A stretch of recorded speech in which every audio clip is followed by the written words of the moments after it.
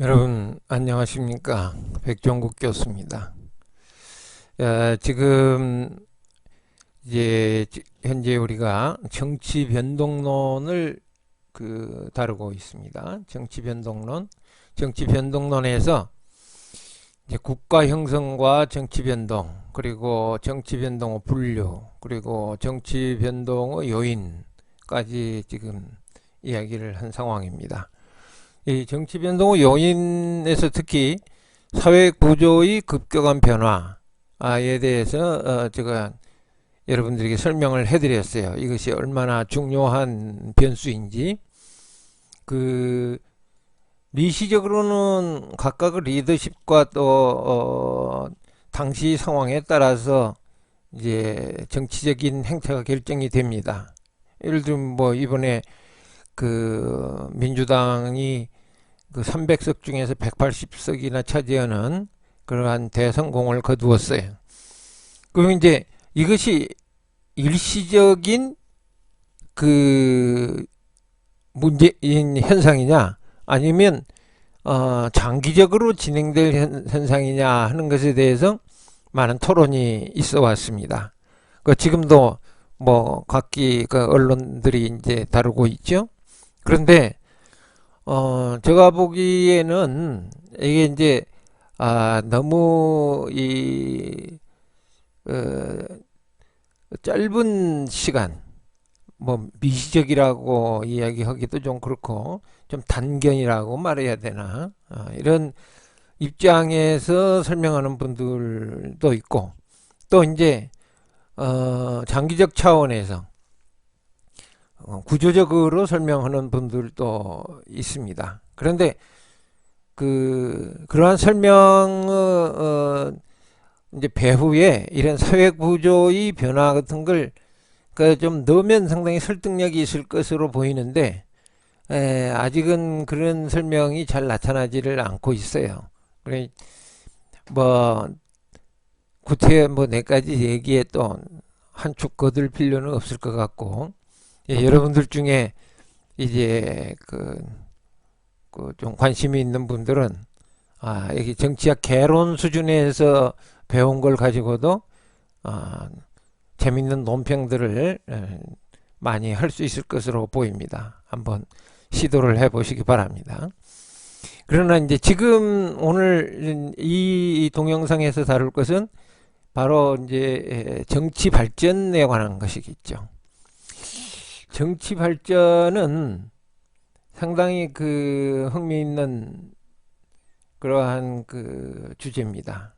그러니까 일단 이제 발전이라는 게 뭐냐? 이게 development 영어를 이제 번역을 해서 발전. 발전이라는 말도 굉장히 이제 일어적인 표현이죠. 뭐 우리 뭐 개발도 있고 또 무슨 뭐 과거에 이제 아, 그 유학에서 쓰던 여러 가지 이 진보에 관한 단어들이 많이 있는데, 이제 발전이라는 말을 쓰게 된 것이 좀 독특하다고 볼 수 있어요. 여하튼 뭐 지금 거기까지 다 다룰 건 아닌데, 기본적으로 발전을 생각할 때, 또 특히 영어적인 development라는 것을 생각할 때 필요한 사고의 틀을 제가 간단히 여러분들에게 한번 이야기를 해주고 싶어요. 그건 뭐냐면, 발전이라는 것을 좌표상으로 보면 일단 X축은 시간이 된다. 시간. 그러니까 이 특정한 시간에서 다른 특정한 시간으로 지금 옮겨가고 있어야만 발전이라는 말이 의미가 있다. 그러지 않겠어요? 그러니까 동일한 시간대에 어느 특정한 시간 딱 해서 발전이라는 말을 쓸 수도 있어요. 2020년의 발전. 그러나 그 말은 2019년과 2021년을 전제로 하는 표현이다. 이렇게 볼 수 있어요. 그러니까 시간이라는 것이 개입되지 않으면 발전이라는 개념도 별로 의미가 없다. 그렇겠죠? 우리 이 점을 먼저 생각을 해 보십시다. 그 다음에 이제 우리가 늘상적으로 쓰는 발전이라는 개념 안에 가지고 있는 어떠한 요소를 생각한다면 그것은 가치죠, 가치.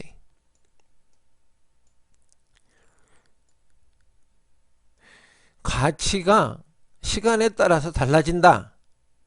예를 들면 가치가 시간에 따라서 줄어든다. 그러면 발전이 아니라 우리 뭐라고 얘기하죠? 그러니까 쇠퇴라 그러겠죠.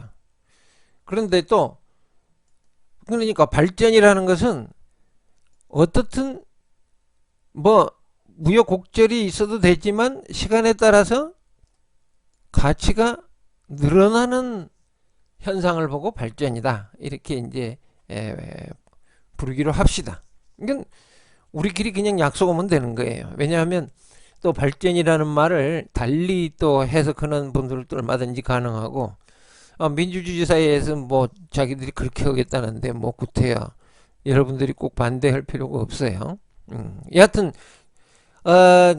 지금 이 정치학 개론의 수준에 있어서 우리가 다루고 있는 정치학 개론의 수준에 있어서 발전이라는 것은 우여곡절이 있을 수는 있지만 특정한 시간대를 따라서 가치가 증가하는 방향으로 움직이고 있다. 이렇게 이제 말할 수가 있죠. 그러면 정치 발전이라는 건 뭐냐? 정치가 특정한 시간대를 따라서 특정한 가치가 증대되고 있다. 이렇게 말할 수가 있어요. 그 특정한 가치라는 게 뭐냐? 민주주의라는 것이다. 민주주의. 지금 그래서 그 정치 체제의 지금 여러분들이 다루고 있는 같이 참여하고 있는 이 정치학 개론의 전반적인 흐름에 있어서 그 타겟이 뭔지를 이제 아시겠죠. 응? 그 타겟은 바로 민주주의입니다. 그러니까 제가 민주주의에 대해서 여러분들에게 이 앞에서 다 이야기를 했습니다. 민주주의가 뭐였죠? 민주주의. 민주주의는 바로 인민이 주권을 가지는 정치 체제를 이야기를 한다. 인민이 people 사람들 보통 평범한 사람들이 주권을 가지는 정치 체제를 의미한다는 거였고 그 민주주의는 옛날부터 있었던 게 아니라 굉장히 그 아리스토텔레스 시절부터서 다양한 체제를 거쳐서 지금 이제 겨우 대한민국에서는 1948년에 정착한 개념이다 이게. 그럼 이런 인민이 주권을 가지는 정치 체제를 우리가 지향한다고 선언을 했는데 선언했다 그래서 뭐 이게 헌법 보니까 그대로 그냥 실천이 됐어요? 어림도 없죠. 대한민국 주권은 국민에게 있고 모든 권력은 국민으로부터 나온다고 멋지게 선언을 했는데 아쉽게도 그 후에도 많은 독재 정부들이 들어서서 헌법과 현실 사이에 엄청난 괴리를 불러일으켰던 걸 우리는 잘 알고 있습니다. 그 이제 민주주의가 이제 정착하려면 기본적으로 3대 공리가 있다고 얘기를 했었어요. 관용의 정신, 다수결 원칙, 소수자 보호. 이 정도는 기본으로 해야 민주주의가 이제 정착을 한다. 그리고 그 민주주의의 배후에 뭐가 있었다고요? 민주시민의 교양이 있었대. 교양. 교양은 여기 보면 학문, 지식, 사회생활을 바탕으로 이루어지는 품위 또는 문화에 대한 폭넓은 지식이 별로 좋은 개념이 아니군요. 정의가 아니군요. 난 이런 거 아주 싫어해요. 뭐 폭넓은 지식이 무슨 악을 증대시키는 폭넓은 지식을 우리가 교양이라 그럽니까? 그러면 교양머리가 없다 그렇게 표현하죠. 아무리 대학을 나오고 뭐 대학원을 나오고 박사를 했더라도 그 잘못된 행동을 하면은 우리가 그러잖아요. 재석은 참 대학 정치권까지 나왔는데 교양머리가 없네. 그러잖아요. 그러니까 폭넓은 지식이 지금 중요한 게 아니라 어떤 특정한 체제에 부응하는 지식이 중요한 거죠. 지금 민주시민의 교양은 바로 민주시민이 갖춰야 될 지식, 민주시민들이 일반적으로 가져야 될 것으로 기대되는 그러한 태도가 민주시민의 교양이겠죠. 기본적으로 저는 이제 세 가지를 우선 말씀드렸어요. 이게 세 가지: 무죄 추정의 원칙, 이익의 충돌, 차선의 선택. 예? 그리고 이러한 민주체제를 하기 위해서 얼마나 많은 피를 흘리고 노력을 했었느냐 하는 걸 이제 여러분들에게 이야기를 했었습니다. 그러니까 여기서 정치 발전이 민주주의라는 가치를 향한 그러한 그 시간상의 변화다라고 보면은 이제 여러분들이 비로소 정치 발전에 대한 구체적인 그림이 나올 것이. 근데 이것이 이제 그 단순히 민주주의를 향한 것이 뿐만 아니라 민주주의의 제도화를 향한 정치 변동이다. 그러니까 앞에서 교양의 이제 기본적인 공리도 있었지만 그것은 이제 어느 민주주의 체제나 적용되는 공통의 그러한 공리고, 여기서 정치 발전이라 하는 것은 시기적으로 좀 더 구체적인 것이 있는데 그게 뭐냐 그러면 제도화하는 것이다. 그러면 여기서 우리가 많이 쓰는 몇 가지 개념에 대해서 정의를 내리고 넘어갑시다. 민주화라는 게 뭐예요? 우리가 민주화 시대 바로 민주주의를 향한 정치적 노력이 민주화다. 이렇게 데모크라시를 만들려는 노력이 전개되는 것을 우리는 민주화라 이렇게 부르죠. 때로는 민주화 자체를 너무 과대평가하는 경우가 있어요. 정치적 노력이 있었으니까는 이게 참 좋은 시대라든지 그 사람은 민주화 인사다, 뭐 당연히 좋게 평가해야 되죠. 그러나 지금 이 개념으로 보면 노력을 하고 있는 거죠. 결과가 민주주의가 됐느냐 하는 건 또 다른 이야기다. 이게 그것은 무엇이 따라줘야 되냐 그러면 제도화가 따라줘야 되는 거다. 이제 조금 구분이 갑니까? 민주화 곧 민주주의는 아니에요. 민주화는 민주주의를 향한 정치적 노력이고, 이것이 이제 제도화가 돼야 되는데 제도화는 또 민주화하고는 다른 컨셉이에요. 왜냐? 독재 정치가 제도화할 수도 있잖아요.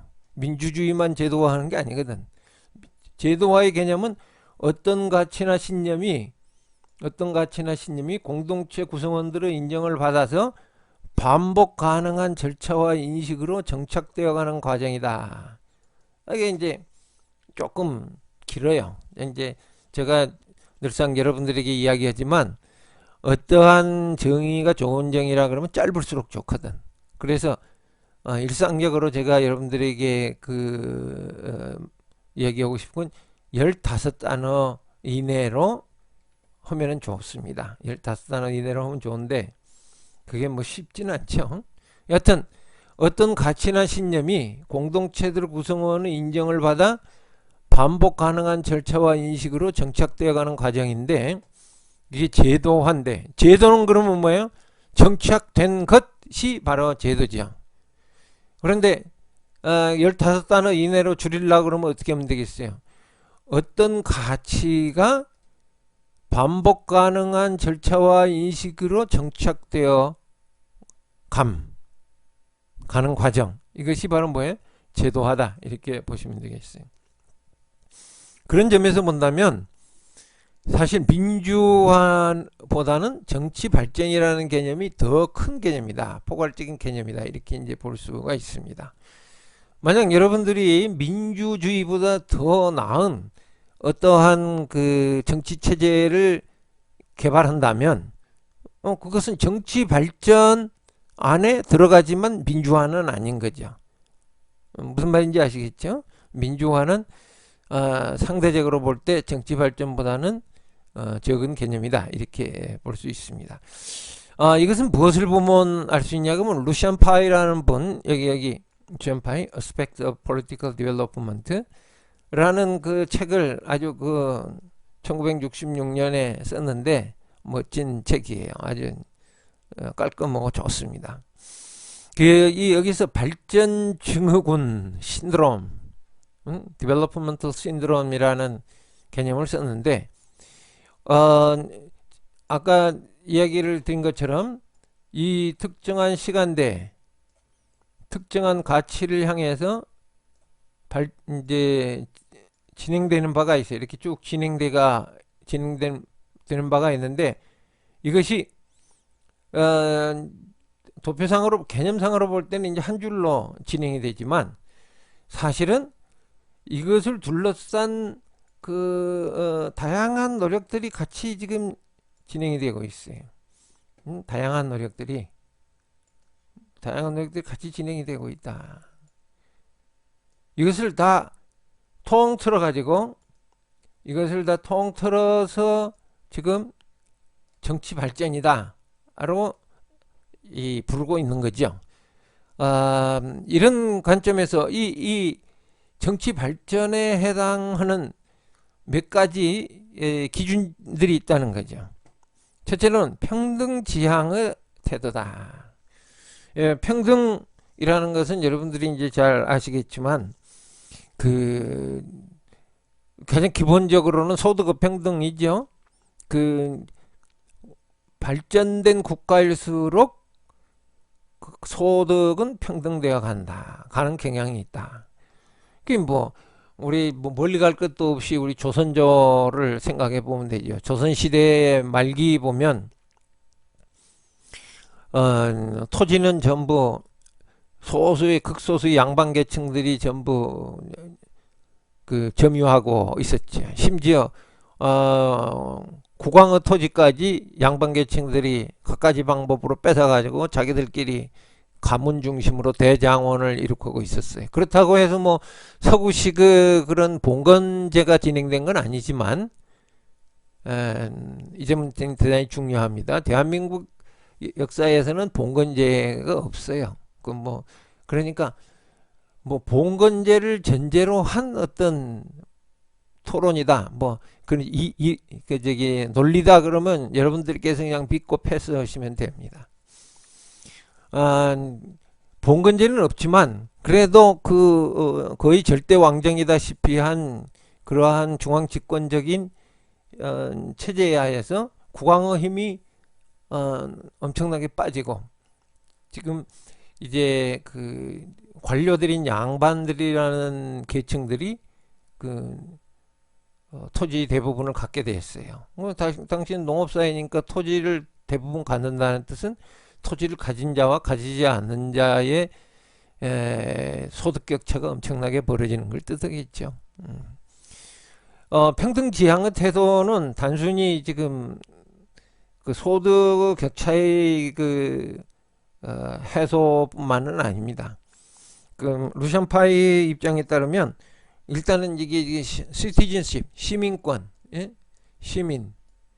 이 시민의 권리를 평등하게 가진다는 것도 대단히 중요한 요소이고 또 법 앞에서 평등하다는 것도 평등의 중요한 개념이죠.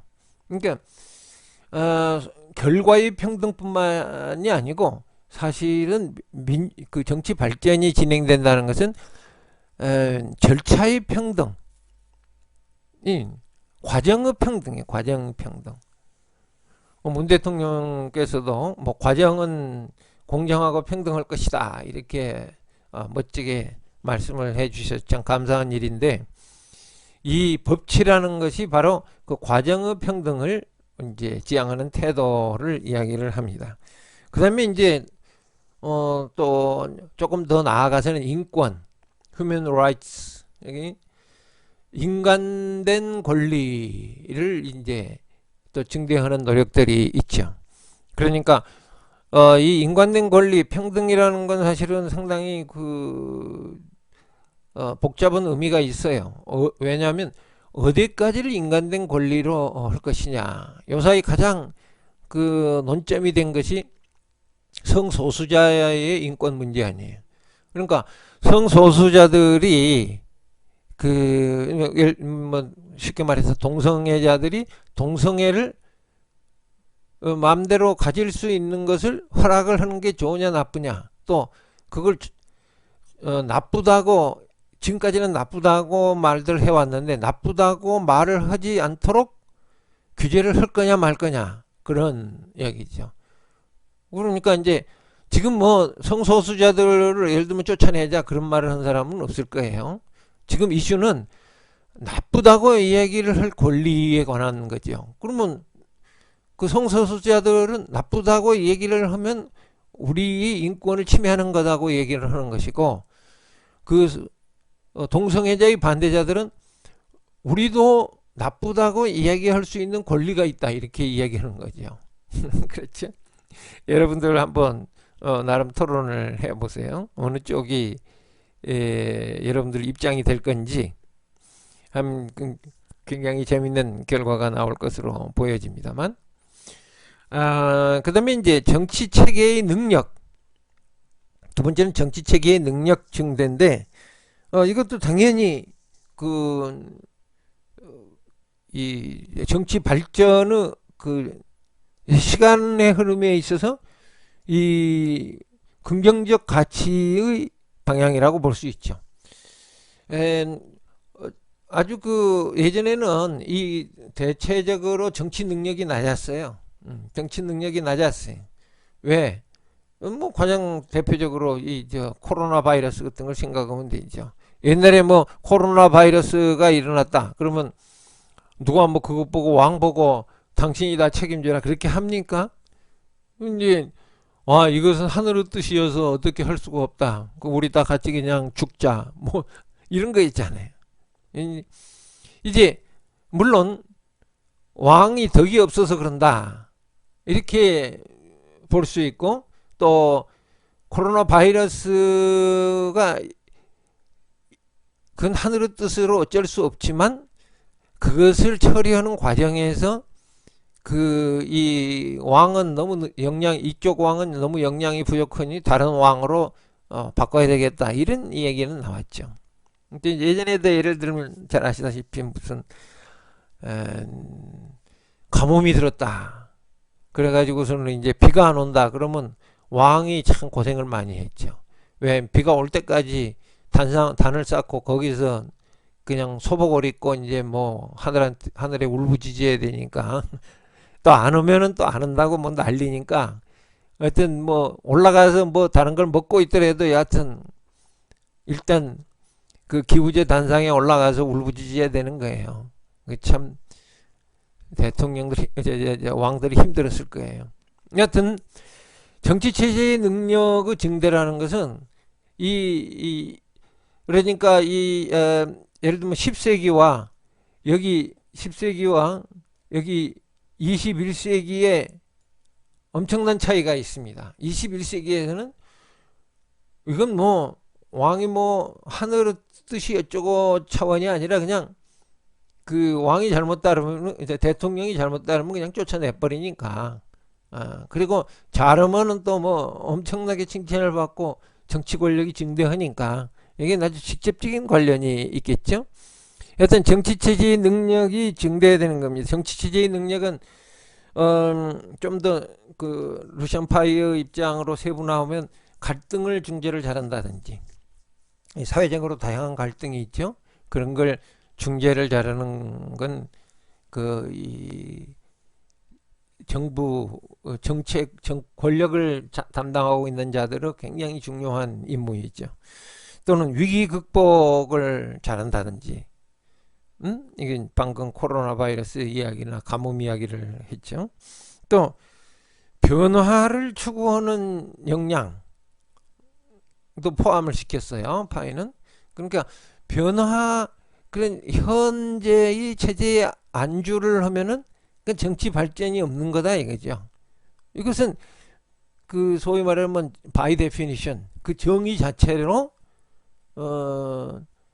봐서 타당합니다. 예를 들어서 그 상당히 그 통치를 잘하는 정권이 있는데 이 정권이 시간이 흐르는데도 동일한 수준의, 예?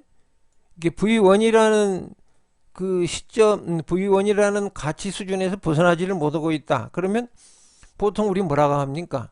발전이 없다. 이렇게 이야기를 하잖아요. 응? 여러분들이 그 중학교 1학년 들어가 가지고 시험 일제고사를 봤어요. 중학교 때. 그래 중학교 1학년 때는 그 20등을 했어. 20등. 그러면 이제 그래? 그런데 2학년 때는 5등을 했어. 와, 그러면 굉장히 발전을 했네. 그리고 막 부모들이 좋아하죠. 그런데 고등학교 졸업할 때까지 계속 5등이야. 그러면 공부를 엄청 잘한 거 아니야, 이거 잘한 거. 그런데도 뭐라 그래, 주변에서. 쟤는 어떻게 발전이 없어. 중학교 2학년 때 5등인데 지금 고등학교 3학년인데도 계속 5등이야. 예를 들어서 그렇다, 이게. 예를 들어서, 그런 의미에서 이, 이 변화를 추구하는 역량이 정치 체계의 능력하고 관계된다는 루시안 파이의 입장은 충분히 그 이해가 됩니다. 그 다음에 이제 제도 분화와 기능의 전문화인데 이건 소위 말하면 분업이라는 관점으로 볼 수 있어요. 디비전 오브 레이버, 디비전 오브 레이버.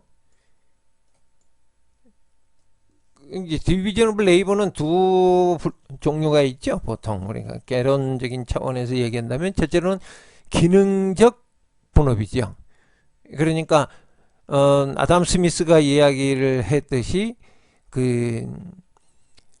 핀을 하나 만드는데 18가지 공정이 필요하다. 그럼 그 18가지 공정을 하나하나 서로 나누어 만든 것을 기능적 분업이다.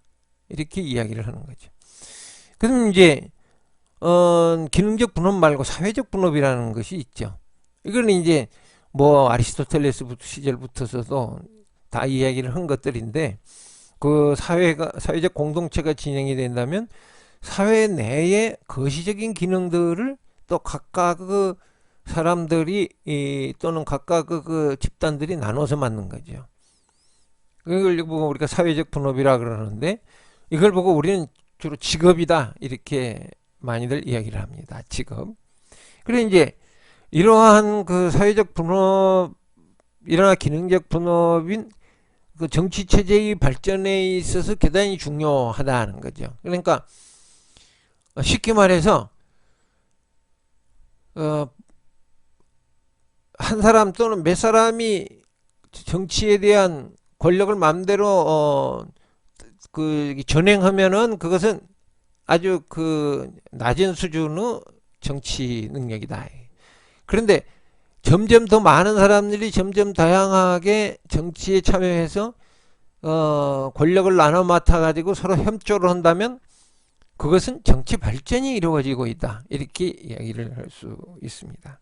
그리고 이 사회적 분업이 단순히 그냥 서로 나눠 맡는다는 정도뿐만 아니라 제도화되고 있으면 더욱더 정치 발전이 이루어진다고 보고 있죠. 이제 그 제도화에 있어서 가장 중요한 그 현상이 뭐라 그랬습니까? 제가 앞에서 이야기를 했듯이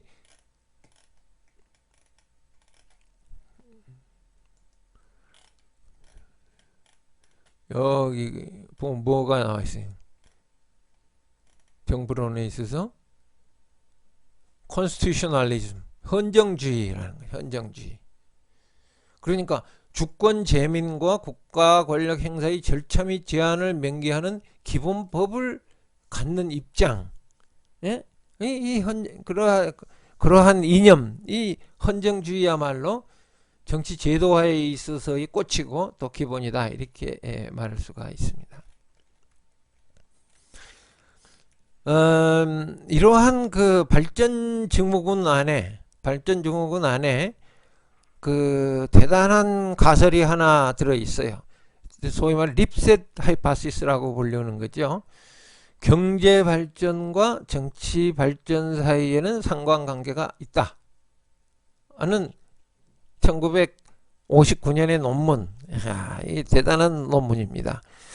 그때 당시로서는 나중에 얘기를 하겠지만 이러한 그 명쾌한 그 가설을 제공한다는 것이 좀 어려운 때였어요. 여러 가지 그 입장에 있어서. 그런데 이제 립셋 가설은 이 경제 발전과 정치 발전 사이에 상관관계가 있다는 것을 제시를 했었습니다. 제가 저기 그 처음 방법론 이야기할 때 가설은 뭐라 그랬었죠? 가설은 상관관계에 관한 잠정적 서술이다. 상관관계에 대한 잠정적 서술이다. 이렇게 이야기를 했었어요. 그러니까 상관관계는 뭐죠? 어떠한 변수와 다른 변수 사이의 관계를 상관관계다. 이렇게 했어요. 경제발전과 정치발전. 여기서 정치발전은 핵심은 뭐예요? 민주주의였죠. 그래서 립셋 가설의 핵심은 경제발전과 정치발전 사이에 상관관계가 있다는 거였는데 그것은 이제 많은 토론을 통해서 거의 명제화되고 있어요. 여러분들이 앞에서 그 소개한 민주화 지수와 GDP per capita, 민주화 지수와 GDP per capita 관계를 보면 안다고 그랬었죠. GDP per capita가 높을수록 디모크라시 인덱스도 높아진다. 물론 이게 이제 도표로 봐서는 이게 독립 변수고 이게 종속 변수 같아 보이긴 하지만 그냥 편 이상 지금 이렇게 해놓은 것이고 사실은 립셋 가설은 이게 독립 변수고 이것이 이제 종속 변수라고도 볼 수 있어요. 그러니까 요 도표를 보면은 이제 일종의 회귀선 리그레션 라인을 그려보면 이렇게 되는 게 사실이에요. 물론 이거는 그 로그를 취한 거기 때문에 약간의 것도 이제 그 이해에 있어서 유의해야 될 점은 있지만 여하튼 그림으로 봐도 딱 보이잖아요. 딱 여기 좀 특별한 분류들이 있기는 하지만 이것은 이제 제가 지난번에도 이야기했지만 이건 이제 땅에서 석육해 가지고 한 국가들이기 때문에 뭐 사실 신경 쓸 게 없어요. 그냥 일반 국가들이라면 뭐냐 민주주의를 할수록 경제 발전을 하든지 아니면 경제 발전이 될수록 민주주의가 되든지. 물론 그 박정희 시간에 이제 박정희 정권은 이것을 좀 강조했습니다. 이것이 독립 변수고 이것이 종속 변수다. 립셋 가설을 상당히 많이 활용을 해서 그 말은 뭔 말이에요? 퍼캐피타가 아직 낮을 때는 민주주의는 어차피 안 되는 거다. 그러니까 경제 성장을 시켜야만 이렇게 민주주의가 되는 거다. 이런 주장을 했어요. 그게 이제 그 주장 상당히 파워풀한 거죠. 그럼 뭐 지금 이 도표를 보면 확실하죠. 그러나 요건 이제 종속 변수를 바꿔본다 이게. 이건 이제 제가 주장하는 건데 민주주의를 할수록 그 경제가 성장할 가능성은 커진다. 이게. 그럼 뭘 보면 이제 알 수 있느냐? 이런 카메론 같은 나라들 보면, 요 밑에 있는 나라들 보면, 민주주의, 이게 사실은 민주주의를 안 했으면 다 여기 있을 국가들이다. 여기, 요점에서 놓을 국가들인데, 민주주의를 함으로써 점차 정치 발전과 경제 발전을 동시에 누리는, 그러한 그 결과를 초래한 것이다.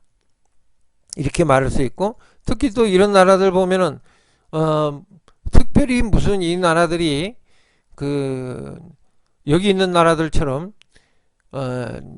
유리한 그러한 그 무슨 자원을 갖고 있는 나라들이 아니잖아요, 이 나라들이. 그런데도 이 높은 소득을 누리는 걸 보면 역시 민주주의를 독립 변수로 잡는 것이 좋겠다. 이제 이런 주장은 할 수가 있습니다. 이건 각각의 주장이니까 여러분들이 좀 더 심사숙고하면서 어떠한 주장을 따를 것이냐 하는 걸 생각을 해 보기 바랍니다. 민주화에 있어서 그 상당히 재밌는 주장을 한 분이 있어요. 그 여기 지금 나온 우리 임혁백 선생인데 그 1994년에 민주화 게임이라는 말을 썼는데 이 민주화 게임이라는 말은 무슨 뭐 진짜 여러분들이 게임 하듯이 뭐 한다 이런 뜻은 아니에요. 우리가 이 립셋 가설이 보여주는 것처럼 이렇게 단선형적으로 뭔가가 진행이 되는 경우는 거의 없다 이런 뜻이에요. 이제 우여곡절을 거쳐서 진행이 된다. 이걸 게임이라는 말로 표현을 지금 하고 있습니다. 민주화 게임이라는 거 이게 지금 물론 저는 뭐 100% 여기에 동의하는 건 아니지만 그래도 상당히 그 재밌는 지금 그 패스 그러니까 이걸 뭐라 그러면 과정 정치 과정들이 서로 달라지는 것을 보여주는데 그런 점이 있어서 재밌어요. 우선 안정적인 권위주의가 있었다고 봅시다. 그건 뭐 왕이 하고 있든 무슨 뭐 대통령이 하고 있든 안정적인 권위주의를 하는 정치 체제가 있었다. 그런데 그 이제 제가 그 연합 그 저기 지배연합 이론에서 이야기한 것처럼 반대 세력은 꼭 있어요. 반대 세력이 없는 체제는 지상에서 거의 없습니다. 문제는 반대 세력이 세냐 약하냐 이런 거죠. 반대 세력에 의한 정치적 대안이 조직되고 이게 이제 그 체제에 반대하는 대중 동원이 일어나게 됩니다. 체제에 반대하는 그 대중 동원이 일어나게 되면은 이게 이제 체제 내에 강경파와 개방파가 서로 달라지는 거죠. 이게 예전에 그 저 탱샤오핑 시절에 중국을 보면은 아주 잘 알 수가 있죠.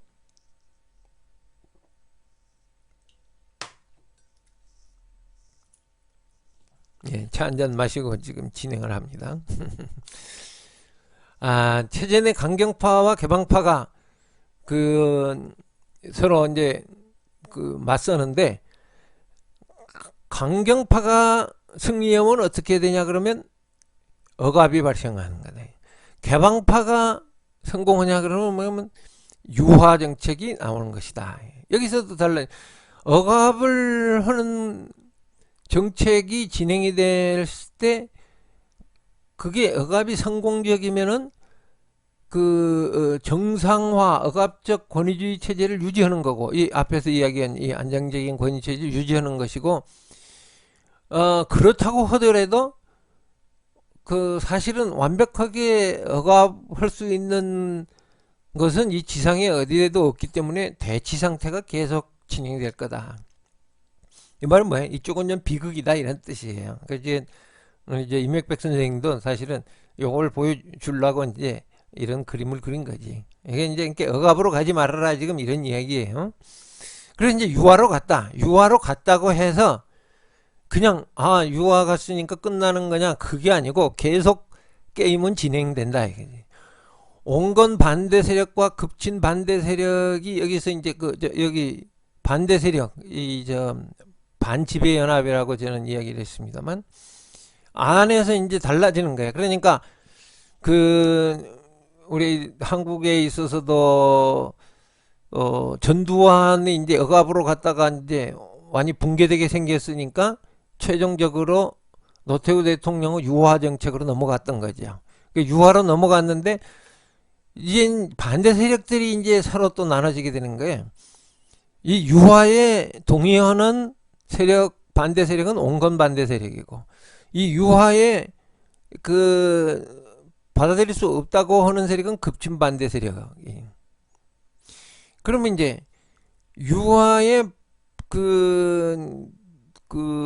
이 수용적인 온건 반대 세력이 크면은 포섭에 의한 지지 기반이 넓어진 권위주의 체제가 그대로 유지가 되는 거다.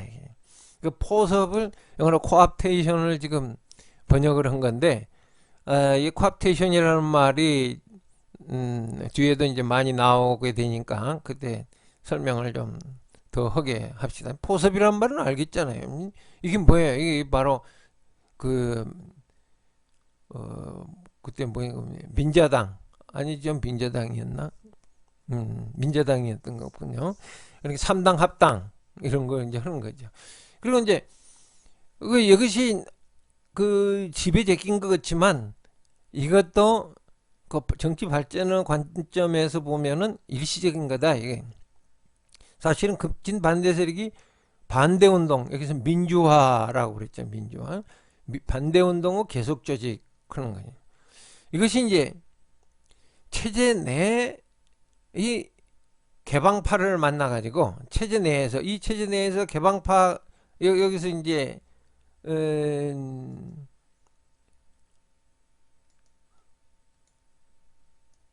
이쪽으로 이제 계속 이제 이게 이제 있으니까 어떻게 할 거예요? 이거 여기에 대해서 어떻게 대응하냐에 따라서 체제 내 개방파를 만나는 거지. 그래서 이걸 만나서 여기 강경파와 이제 체제 내 개방파가 강경파와 동맹을 하면은 다시 억압으로 가는데 이 억압으로 갔을 때는 요 위에서 포괄적인 권위주의 체제보다 훨씬 지지 기반이 좁은 발가벗은 독재. 여기 지금 영어의 네이키드를 지금 번역한 거예요. 네이키드 발가벗은. 이게 한국말로는 굉장히 좀 이상한 개념이 되는데 영어 네이키드를 이제 한 거니까 그렇게 이해하시고 그 발가벗은 독재. 그러니까 요것은 거꾸로 보자면은 그 박정희 씨의 암살하고 좀 관계 있었을 때죠. 그 강경파와 동맹을 해서 억압으로 가버리고 이제 그래서 이것이 바로 전두환 독재를 초래한 것으로 이제 해석될 수 있습니다. 그래 이제 아니면은 여기 내에서 그 반대 운동이 더 세면은 민중 봉기로 인한 체제 전복이 나타나는 거죠. 그야말로 유혈적인 혁명이 일어나는데 한국에서는 이건 아직 발생하지는 않고 있습니다. 그 다음에 이제 여기서 개혁파로 변신을 하면은 민주화 개혁을 위한 협상이 일어난다. 이게 이제 한국에서 나타난 과정을 지금 보여주는 거죠. 민주화 개혁을 위한 협상이 나타나고 여기에 이제 온건 반대 세력들의 입장에 따라서 개혁파와 타협하면 제한적 보수적 민주주의로 가고 급진파와 동맹하면은 비타협적 민주화를 추구를 하게 된다는 거죠. 아주 굉장히 길이 멀죠. 그래서 어떻게 됩니까? 여기서 보면은 개혁파와 이 급진파 사이에 있어서의 그 세력 다툼이 일어나는데 여기서 급진파가 이기면 완전한 민주주의 혹은 민중 독재가 진행되는 거고 개혁파가 지면은 구체제가 복원이 된다. 뭐 이렇게 이제 보고 있는데 저는 이제 딱 여기까지만 이야기를 하는 편이에요. 왜냐하면 이것은 이제 이맥백 선생이 좀 그 이상주의적인 태도에 이게 무슨 완전한 민주주의 혹은 민중 독재 이런 말은 이게 터무니없는 얘기 한마디로. 여하튼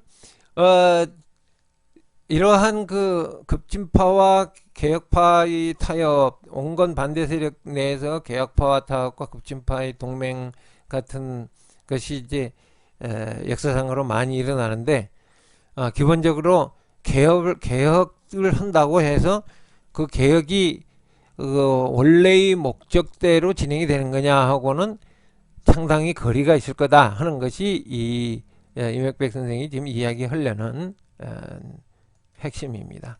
이 민주화 게임까지 이제 오늘 지금 이 동영상에서는 다루도록 합시다. 다음 동영상은 근대화에 대해서 좀 더 정리를 하는 시간으로 갖도록 하겠습니다. 여러분 시청해 주셔서 대단히 감사합니다.